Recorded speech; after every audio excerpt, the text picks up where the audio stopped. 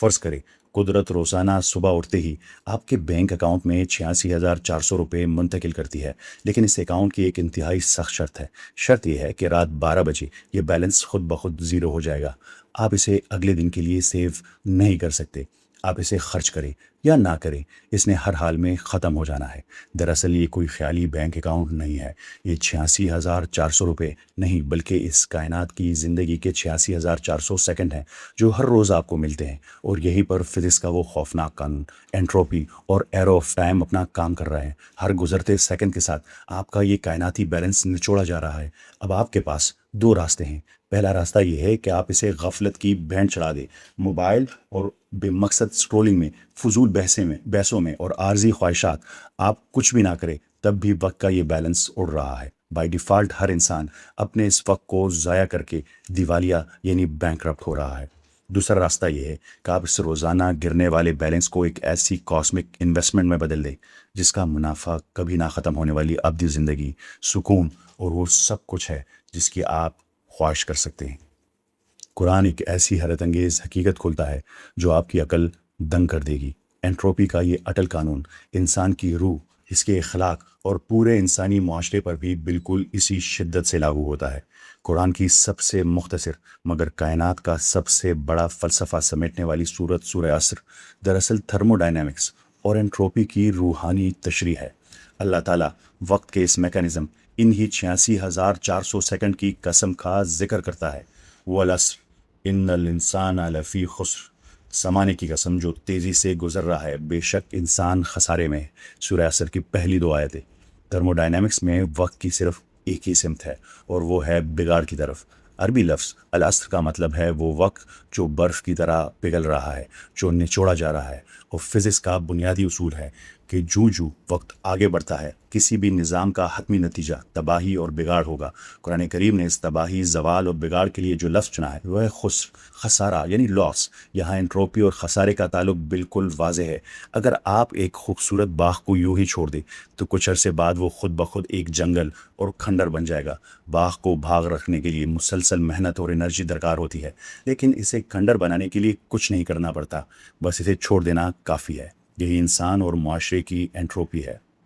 इंसान by default ज़वाल की तरफ जा रहा है। अगर आप अपनी रूह की तरबियत करना या अपने अखलाक पर काम करना छोड़ दें तो आपको बुरा बनने के लिए मेहनत नहीं करनी पड़ेगी।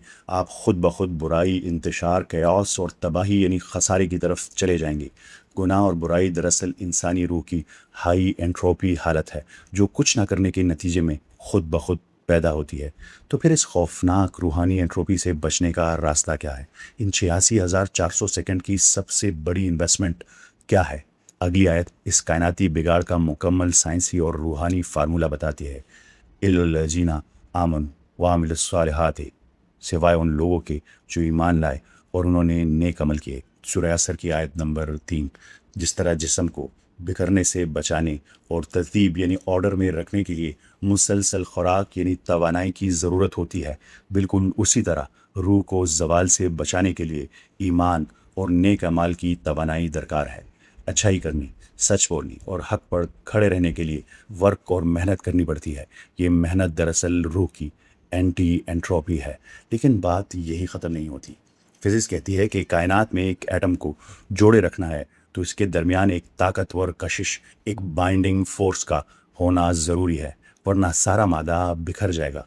तो एक इंसानी मुआशरे को बिखरने से बचाने वाली बाइंडिंग फोर्स क्या है? वो है वतवासौ बिल हक़ के वतवासौ बिस्सब्र, और एक दूसरे को हक़ की वसीयत की और एक दूसरे को सब्र की तलकीन की। झूठ, धोखा, करप्शन और बेसब्री मुआशरे में इंतशार फैलाते हैं। जब कोई कौम एक दूसरे को सच और हक की तलकीन करना छोड़ देती है तो उसका समाजी ढांचा बिखर जाता है, तहजीब ज़मीन बोस हो जाती है। हक, सच्चाई और सब्र यानी इस्तिकामत वो दो अजीम कायनाती क़ुव्वतें हैं जो मुआशरे को आपस में बांध कर रखती हैं। एंट्रोपी चाहती है कि सब कुछ मिट जाए, इंसान खसारे में डूब जाए, लेकिन कुरान करीम का ये फार्मूला बताता है कि सच्चाई और सब्र पर कायम रहने के लिए जो एनर्जी लगती है वही वो वाहिद रास्ता है जो इंसान को और पूरी इंसानियत को इस कायनाती खसारे से बचा सकता है। एक दिन ये कायनाती घड़ी मुकम्मल तौर पर रुक जाएगी। कायनात की तमाम काबिल इस्तेमाल तवानाई ख़त्म हो जाएगी। آخری ستارہ بھی راکھ بن جائے گا اور سب کچھ ایک ابدی سرد اندھیرے میں ڈوب جائے گا۔ یہ کائنات ایک بند نظام، ایک کلوزڈ سسٹم ہے۔ اس کی انٹروپی کو بالآخر جیتنا ہے اور اسے ایک دن ختم ہو جانا ہے۔ اور جب یہ سب کچھ ختم ہو جائے گا، جب خود وقت اور مکان یعنی ٹائم اینڈ اسپیس کا وجود بھی مٹ جائے گا، تو وہ کون ہے جو اس فزیکل نظام، وقت اور انٹروپی کی قید سے آزاد ہے؟ وہ کون ہے جو بگ بینگ اور وقت کے شروع ہونے سے پہلے بھی تھا اور اس کائنات کی موت کے بعد بھی رہے گا؟ کل من علیہا فان۔ ہر چیز جو اس زمین پر ہے فنا ہو جانے والی ہے، اور صرف تیرے رب کی ذات باقی رہے گی جو جلال اور اکرام والی ہے۔ سورہ رحمان آیت نمبر 26 اور 27۔ یہ کائنات اور اس کا ذرہ ذرہ گواہی دے رہا ہے کہ ہم محض کسی اندھے حادثے کی پیداوار نہیں ہے۔ کائنات کی اس گھرتی اور بکھرتی ہوئی دیوار کے پیچھے ایک کامل اور ابدی ذات موجود ہے جو بگاڑ کی اس دنیا میں ہماری بقا اور ترتیب یعنی آرڈر کی واحد ضمانت ہے۔ آج کے اس کائناتی سفر نے ہمیں ایک بات بہت واضح طور پر سکھا دی ہے۔ کائنات ہو یا ہمارا معاشرہ، اگر اسے یوں ہی چھوڑ دیا جائے تو وہ خود بخود بگاڑ یعنی تباہی، انٹروپی کی طرف چلا جاتا ہے۔ آج جو سچائی ہم نے سائنس اور قرآن کریم کی روشنی میں دیکھی ہے، یہ محض ایک ویڈیو یا معلومات نہیں ہے، یہ اب آپ کے پاس ایک امانت ہے۔ ہم نے سورہ عصر میں سیکھا کہ خسارے اور زوال سے بچنے کا واحد راستہ ایک دوسرے کو حق کی تلقین کرنا ہے، وتواصوا بالحق، اس شعور کو بانٹنا اور اس پیغام کو دوسروں تک پہنچانا۔ دراصل اس معاشرے کو بکھرنے سے بچانے کی وہی اینٹی انٹروپی محنت ہے جس کا اللہ نے ہمیں حکم دیا ہے۔ اس ویڈیو کو اپنے دوستوں، خاندان والوں اور خاص طور پر ہماری نئی نسل کے ساتھ ضرور شیئر کریں تاکہ وہ سائنس اور اپنے رب کے کلام کے اس عظیم اور منطقی تعلق کو پہچان سکے، کیونکہ حق پر بات کرنا اور اسے پھیلانا اب ہم سب کی مشترکہ ذمہ داری ہے۔